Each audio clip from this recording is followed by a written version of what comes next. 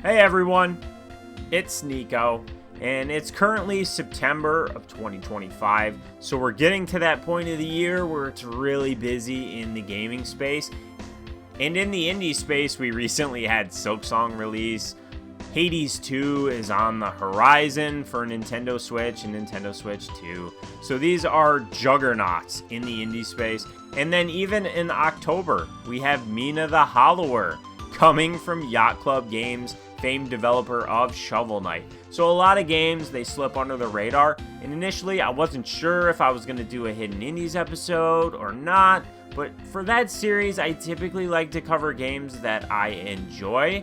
And there might be one here that I didn't really enjoy. So I still wanted to cover it and share it. And I hope that it gets some attention and improvements because I think it has potential. But anyways, I wanted to show off 3 games that I've been playing recently that launched on Nintendo Switch that are going to slip under the radar because of when they launched these games. It's unfortunate, but hey, they still launched them. Can't delay everything just because of Silksong. But the first game is for you arcade-style indie fans. It's called Trasmoz Legends, and it has 4 different game modes here. There's a family and a classic, and then by beating the classic mode, you'll unlock a speedrun and an endless mode. So the family mode is basically like your easy mode where you have infinite continues, infinite tries, and then the classic mode is more of your authentic arcade style experience. You only have a few continues. You can't pop more quarters in for this. You only have, I think it's 3 total continues, but the main premise of this game is actually pretty unique and fun. I've never played a game like this before, so it took me a little bit to get the hang of what I was even trying to do, but eventually I did figure it out after dying a whole bunch of times, kind of bumbling my way through the first level. And what you're supposed to do here is take out the enemies, and then they'll drop a little fire pickup, and then you use this to light one of the candles. And then that's it. You have to just light all the candles for each level and you'll work your way through. There are also some bonus levels where you can collect coins and rack up some additional points, and there seem to be different areas. I think I got to the 3rd area before getting a game over. But if you are looking to set high scores, because there are leaderboards, at least local leaderboards, and there is also local 2-player co-op if I didn't already mention that, there are certain candles which will give you a ×2 score multiplier if you do them in a very particular order. Obviously, this increases the difficulty to have to do them in a very particular order, so I didn't do this. But from what I played of this, I thought it was a really enjoyable arcade-style indie, and I definitely need to give it another go, because I think I could get much further in the classic mode than I did the first time around. So I played these games on Switch 2, and one thing I want to mention about this, if you play it on Switch 2, is in the menus, there are some different options you can change. Absolutely do not change the CRT filter option to on, because it makes the entire screen go black. And it could be kind of tricky to get this off if you turn it on and you move your cursor around. So just take this as a disclaimer. If you play this on Switch 2, don't use the CRT filter. If you play it on Switch 1, it's there, have at it. But Trasmoz Legends is a fun one, so if you like arcade-style indies, I definitely recommend you check this one out. Then next up is Extinction Rifts. So this game looked really cool, and after playing it, I don't think that Switch is the best platform to play this on, and to be honest, I bet this is probably fun on every other platform but Switch. But before I get into what I really didn't like about this, let me just give you the basic premise of what you're doing here. Now obviously this is kind of like a PS1 style FPS. It's really fast paced and arcadey. You're meant to build up a combo, and then you can use your melee attack to, basically do more damage based on how big your combo is. There are different weapon types and skills that you can unlock. I wasn't able to unlock any of these, but I'll get to why in a second. And it's meant to be fast-paced. You're kind of timed to a certain degree because your combo depletes over time. So you're constantly having to move and shoot and keep your combo going because at the end of each level there's a monolith and you have to punch this. And yeah, you could beat the level without having the proper combo, but if you don't have a high enough combo, you won't break the monolith. And I don't know exactly what this is tied to. It's probably either the endings or the rankings or unlocking stuff. But yeah, it's really hard to do because the first thing is this runs at 30 FPS. That's very clear to me. I can tell by the feel. I don't need to measure it with any type of software. This runs at 30 FPS. And what's unfortunate about that is I'm playing it on Switch too. There's no reason that this shouldn't be tapping into that extra power with the Switch and at least be running at 60. Now, it is a smooth 30 FPS, but 30 FPS for me just doesn't feel right. I play a lot of different shooters on a lot of different platforms, and most of the time I'm playing at 60 FPS, 120, or 144, which is the most my monitor can handle. So 30 for me personally just does not work, especially in a game like this that's based around speed.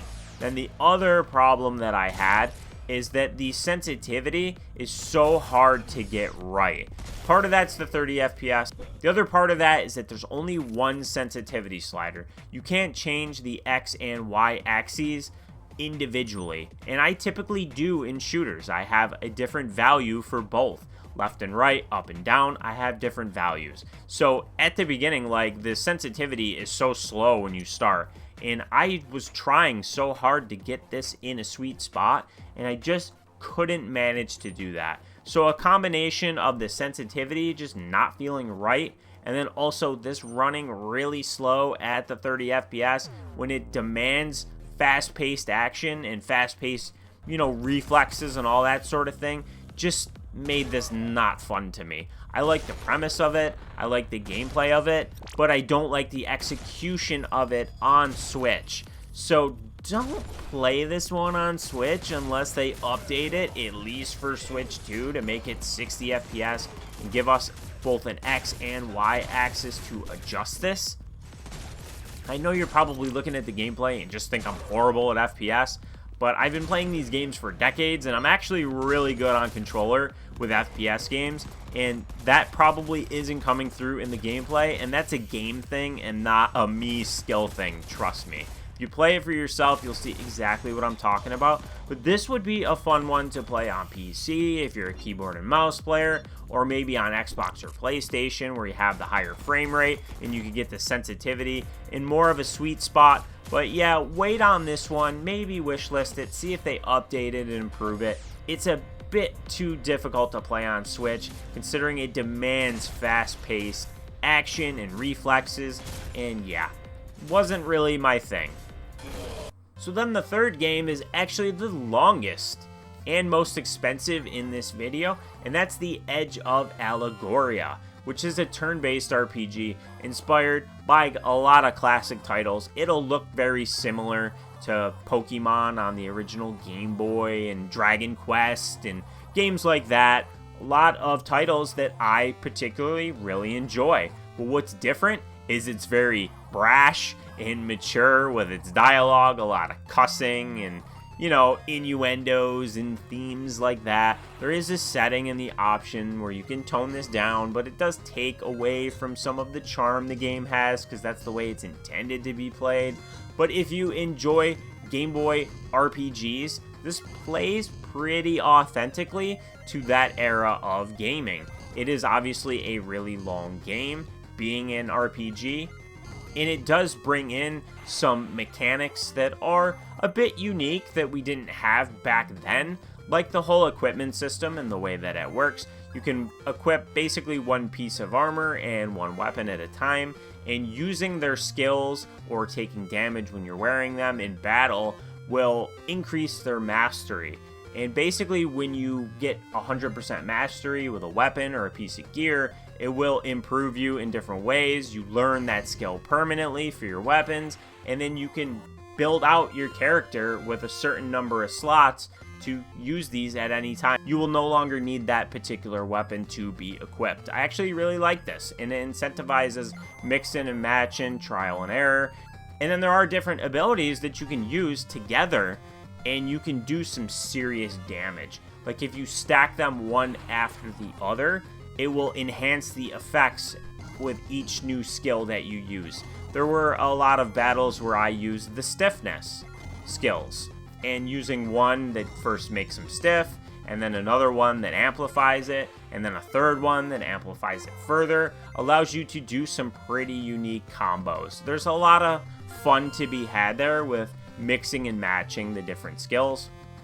If you aren't offended by the brashness of the dialogue, there's a lot of funny moments here. It doesn't bother me. I don't mind some adult themes and content in my games. So I actually really enjoy the cussing and the more mature look and feel of this game.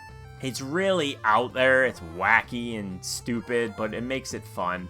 In terms of certain mechanics with this one, just understand that it is pretty authentically Game Boy style in a lot of ways, and not just in the visuals. For example, when you're in battles and maybe you need to heal and you have a healing item you want to use, a lot of it's food based, you won't know the different values for your food. So say you need to heal 100 HP, you need to actually remember which of your items heals 100 HP, because it does not tell you during battles what these items do. It only tells you outside of battles. So it does require you to remember what pretty much each of your items does in order to use the right one. If you're bleeding, you need to remember that bandages are what you need to use to remove that status effect, or madness, or poison, or anything like that. Some of them are straightforward, like poison's obviously an antidote, but there's a lot of different item types here, and some might actually have some bad effects on you as well. The progression with this one isn't wide open, although if you look at the map, you can see it has a fairly large map. There are a lot of points where it will be like a choke point, where an area will be blocked off that you can't go to yet by your faithful companion, whether that's a cat or a dog. That's completely up to you to pick. You can name your characters, that being the main character and also your pet. And who knows, as you play through the game and you interact with all the different NPCs and travel to the different towns and do side quests and all that sort of stuff, you might even run into a familiar face. Who could this guy be? Well, anyways though, that's Edge of Allegoria. This one's a good time, and I think out of the 3 games, this one is my personal favorite. So if you were interested in, well, probably only interested in maybe the first and the third game I showed off after what I said about the second. But if you're interested in these games, I would say, go with the Edge of Allegoria if you're looking for a longer game, if you enjoy RPGs, and don't mind some of the more retro mechanics like I mentioned with the healing items, because this one is a lot of fun, and I'm glad it landed on Switch because it was previously only available on Steam, and I did play it somewhat there first. So I knew what I was getting into with this one, and that's why I had so much more gameplay to show off. But yeah, so these are 3 Switch indies that launched in September of 2025. Maybe you heard of them, maybe you didn't, but I hope you enjoyed this video. If you did, make sure to give it a like, comment below, and subscribe if you haven't done so already. And if you already are, hey, I appreciate you being here. But until next time, have a good one.